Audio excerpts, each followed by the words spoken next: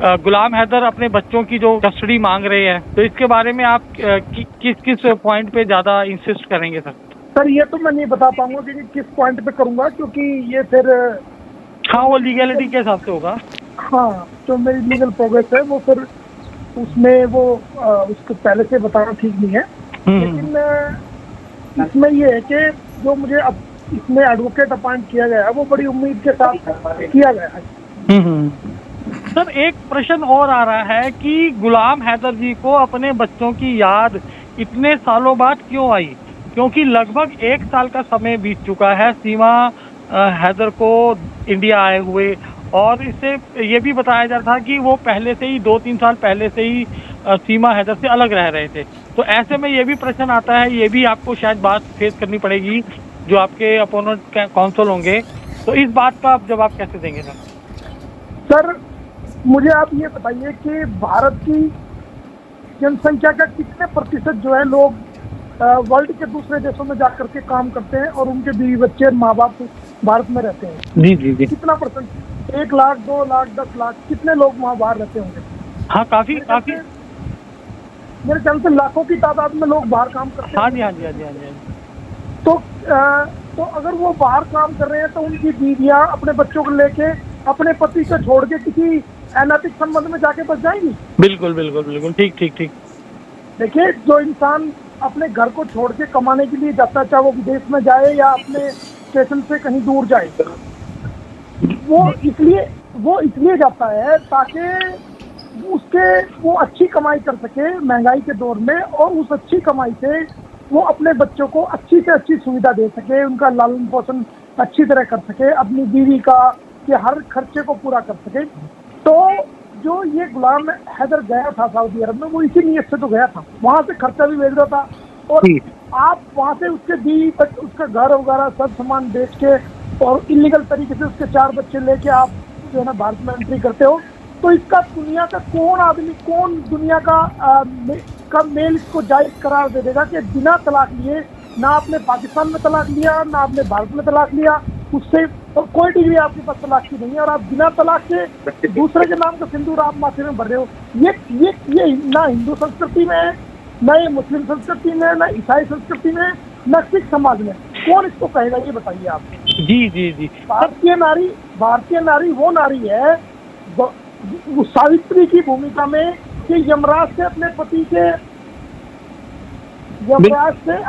के प्राण वापस ले आएगी, वो है भारतीय नारी। तो आपको प्यार करना था या आपको किसी से संबंध बनाने थे तो आप डिवोर्स लेते ना, आपको डिवोर्स लेना चाहिए था। क्यों नहीं? आप यहाँ आने से पहले ही कहीं फाइल कर देते डिवोर्स, आपने कहीं भी फाइल नहीं किया, क्यों?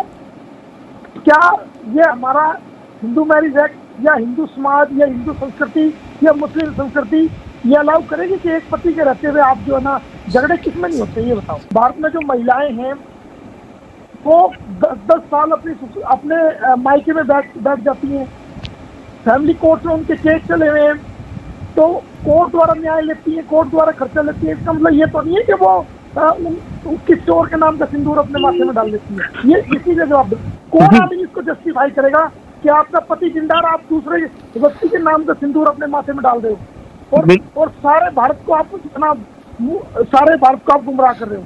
ये कहाँ का जस्टिस है?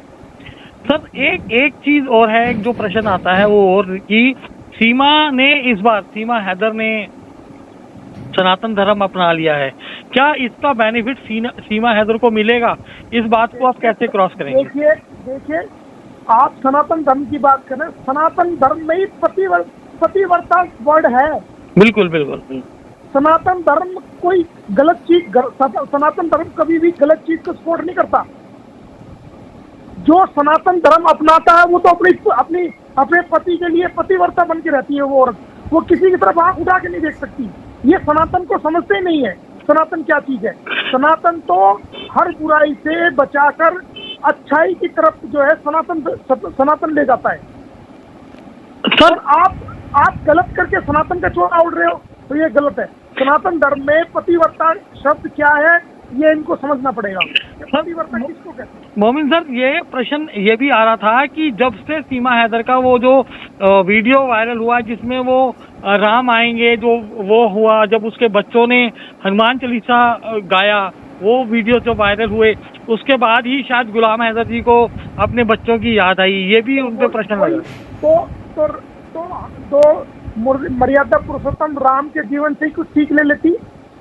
मर्यादा पुरुषोत्तम राम की जो वाइफ थी सीता माता, उस पे कितने एलिगेशन लोगों ने लगा दिए थे, लेकिन वो जाकर के वहां पर महर्षि दयानंद, महर्षि सरस्वती जो जिन्होंने रामायण लिखी थी उनके यहाँ रही, लव कुछ पैदा हुए, लेकिन वो उन्होंने हमेशा राम, अपने पति को भगवान माना, अपने पति को राम माना, उन्हीं के नाम का सिंदूर रहा, और वो कभी किसी प्रकार का कलंक नहीं आना था। उनसे सीख ले लेते।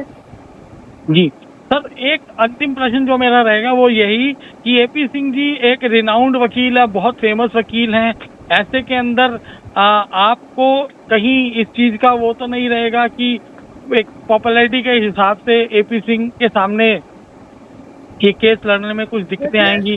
और साथ में आप लोग का जो क्लाइंट है वो अंतरराष्ट्रीय क्लाइंट है, वो हमारे पड़ोसी देश का है, तो एक जी देखिए, सामने कौन है आमने कौन है सवाल ये नहीं है। सवाल ये है कि कानून क्या कहता है, भारतीय कानून क्या कहता है, और हम वकील लोग उसको इम्प्लीमेंट उसको कैसे करते हैं। जी।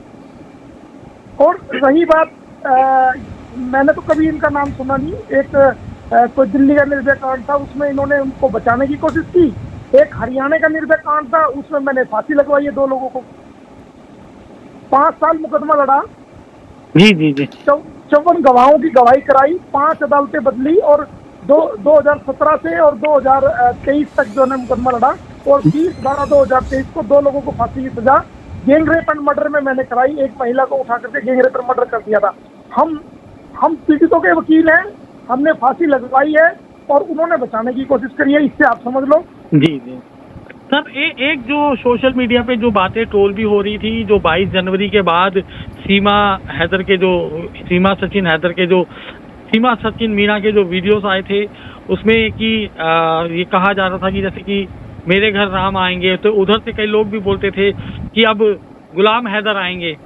तो इस तरह की जो नोक झोंक चल रही थी सोशल मीडिया पे, जो वॉर चल रही थी। देखिए, सबसे पहले हमारे देश की जनता को, चाहे वो किसी धर्म, किसी राज्य है, कहीं का भी है, सबसे पहले ये समझना पड़ेगा कि ये मामला एक फैमिली डिस्प्यूट का मामला है। जी। गुलाम हैदर के आने के बाद और सीमा के इनकार के करने के बाद ये मामला एक फैमिली डिस्प्यूट का मामला है। अब चूंकि ये महिला इलीगल तरीके से भारत में एंट्री करी है, बिना वीजा के एंट्री करी है, तो इसके पास बचाव का कवच ओढ़ने के अलावा, धार्मिक बातें करने के अलावा और दूसरा तरीका नहीं है। इसको पता है कि मैं ये बातें करूंगी तो मुझे सपोर्ट हो जाएगी, लेकिन नहीं, कानून तो कानून की नजर से ही चलता है।